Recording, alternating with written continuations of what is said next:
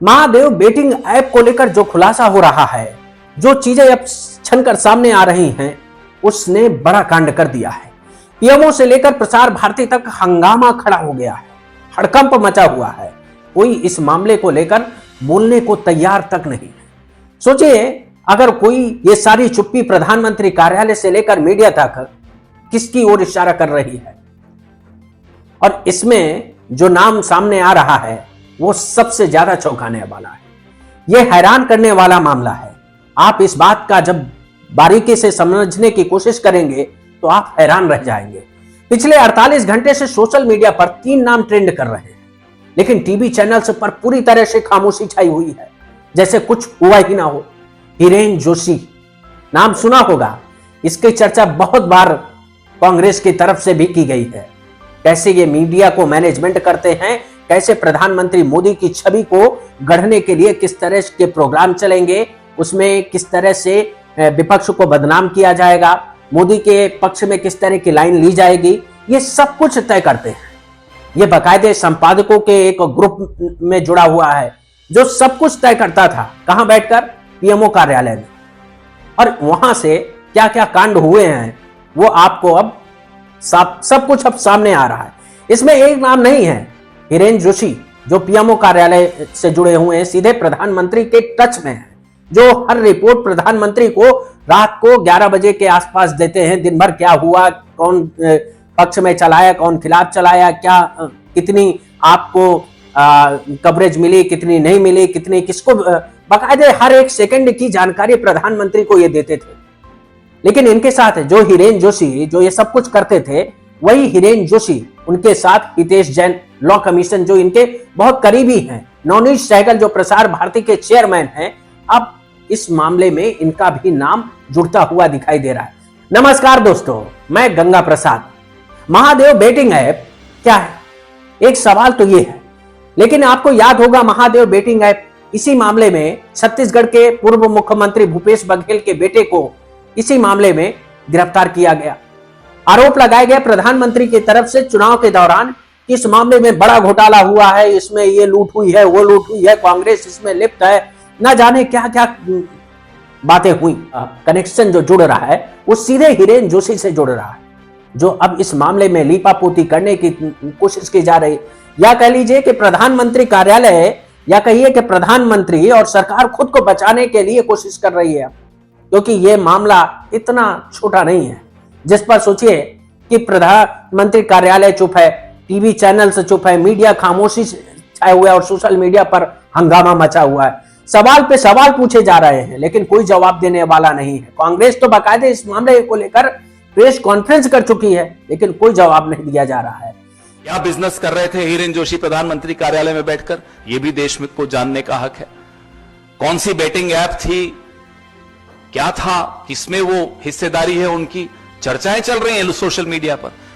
और अगर सरकार जल्दी बाहर आकर कुछ नहीं बोलेगी, खुलासा नहीं करेगी, स्पष्टीकरण नहीं देगी, तो जाहिर सी बात है ये चर्चाएं चलेंगी मोबाइल्स पर। दुबई में ये महादेव बेटिंग ऐप जो मामला है, दुबई से संचालित ये ऑनलाइन सट्टेबाजी ऐप है। पिछले 4 सालों में 50,000 से ज्यादा करोड़ रुपए का कारोबार कर चुकी है। इसी मामले की जांच ईडी और सीबीआई भी कर रही है। जांच में खुलासा हुआ है कि इसके मालिक सौरभ चंद्राकर और रवि उप्पल ने छत्तीसगढ़ से लेकर गोवा, दुबई तक नेताओं, पुलिस वालों और बड़े अफसरों को हवाला के जरिए पैसे बांटे। प्रमोशन के लिए बॉलीवुड सेलेब्स की शादियां तक स्पॉन्सर की। अब जांच की आंच दिल्ली तक पहुंच गई है, यानी कहां? प्रधानमंत्री कार्यालय तक। ये कहिए वहां सीधे किससे जुड़ा है मामला? जो प्रधानमंत्री कार्यालय हिरेन जोशी हैं, वो किसके टच में है? सीधे वो प्रधानमंत्री मोदी के टच में है। और नाम किसका आया है बेटिंग ऐप मामले में, महादेव में? उसमें हिरेन जोशी का नाम आ रहा है। हिरेन जोशी कोई छोटा नाम नहीं है। प्रधानमंत्री कार्यालय में सबसे मजबूत, सबसे ताकतवर व्यक्ति। सोचिए, ये मामला इतना संगीन हो चला है कि इस पे सरकार तक चुप्पी साधे हुए है, कोई जवाब नहीं दे। ना बीजेपी बोल रही है, ना सरकार बोल रही है, ना तो मीडिया इस मामले को उठाना चाहता है। क्यों नहीं उठाना चाहता? क्योंकि ये सीधे किससे जुड़ा हुआ है? प्रधानमंत्री मोदी से। और प्रधानमंत्री मोदी की छवि को बचाने के लिए मीडिया से लेकर पीएमओ कार्यालय तक क्या क्या किया जाता है, ये किसी से अब छिपा नहीं है।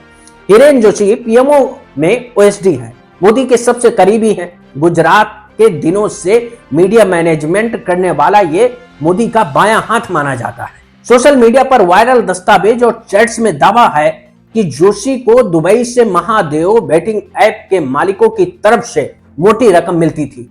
विदेशी डील्स, चैनल मैनेजमेंट और नैरेटिव सेटिंग के बदले कमीशन दिया जाता था। Hitesh Jain law commission member, April 2025 में नियुक्ति हुई थी, अक्टूबर अंत तक इस्तीफा हो गया। सोचिए, जोशी के कथित करीबी और सोशल मीडिया पर अफवाह है कि लॉ कमीशन के जरिए बेटिंग कानूनों में ढील दिलाने की कोशिश की गई। बंगला खाली करवाया गया, एक दिन में सामान बाहर कर दिए गए। साथ ही एक हैं जो लॉ कमीशन में अभी 7 महीने पहले ही आए थे, उनको आनंद फानन में बाहर कर दिया लॉ कमीशन से। सुना सरकारी घर भी खाली करा दिए। क्या हो रहा है? नवनीत सहगल प्रसार भारती के चेयरमैन हैं, लेकिन इनका नाम क्यों आ रहा है ये थोड़ा से परे। 2 दिसंबर को अचानक इस्तीफा हो जाता है। 1 साल का कार्यकाल बाकी था।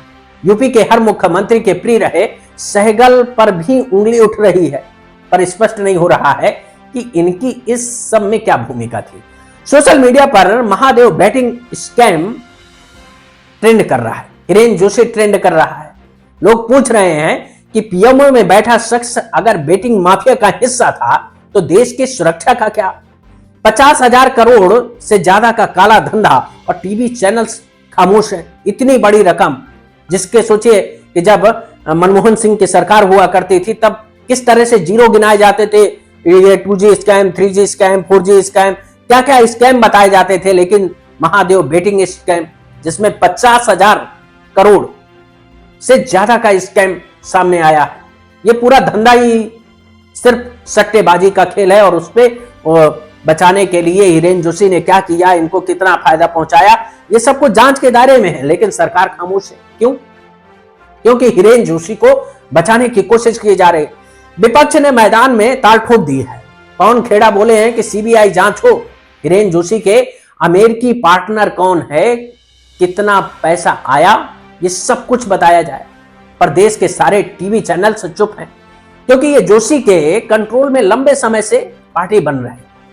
अगर उनकी पोल खोलेंगे तो वो इनकी पोल खोलेंगे।